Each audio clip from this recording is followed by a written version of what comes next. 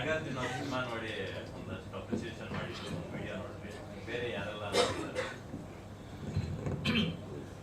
ಇಂಡಸ್ಟ್ರಿಯಿಂದ ತುಂಬ ಜನ ಡೈರೆಕ್ಟರ್ಸ್ ಎಲ್ಲರೂ ಫೋನ್ ಮಾಡಿದರು, ವಿಶ್ ಮಾಡಿದ್ರು.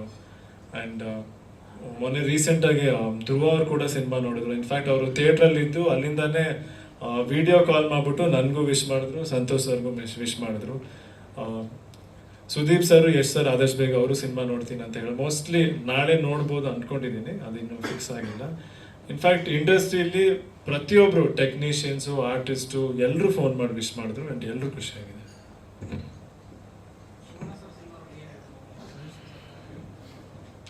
ಅವ್ರು ತುಂಬ ಖುಷಿ ಪಟ್ರು. ಆ್ಯಂಡ್ ಅವ್ರಿಗೆ ತುಂಬ ಖುಷಿಯಾಗಿದ್ದ ವಿಷಯ ಏನಂದರೆ, ಆ ಸಿನಿಮಾದಲ್ಲಿ ಎಲ್ಲ ಥರ ಆ್ಯಕ್ಟ್ ಮಾಡೋಕ್ಕೆ ನಿಂಗೆ ಅಷ್ಟೊಂದು ಸ್ಕೋಪ್ ಇತ್ತು, ಕತೆ ತುಂಬ ಇಷ್ಟಪಟ್ಟರು ಅವರು. ಆ್ಯಂಡ್ ಮೊದಲನೇ ಸಿನಿಮಾಲಿ commercial elements, family elements, song, dance, fight ಎಲ್ಲದನ್ನೂ ಮಾಡೋಕ್ಕೆ ನನಗೆ ಚಾನ್ಸ್ ಸಿಗ್ತಲ್ಲ, ಅದಕ್ಕೆ ಅವ್ರು ತುಂಬ ಖುಷಿಯಾಗಿದ್ದಾರೆ. ನನಗೆ ನಿಮ್ಮ ಕರಿಯರ್ ಬೆಸ್ಟ್ ಪರ್ಫಾರ್ಮೆನ್ಸ್ ಅನಿಸ್ತು ಈ cinema. So throughout the journey ನಿಮಗೆ ಯಾವುದು ತುಂಬ ಕಷ್ಟ ಅನಿಸ್ತು ಸರ್?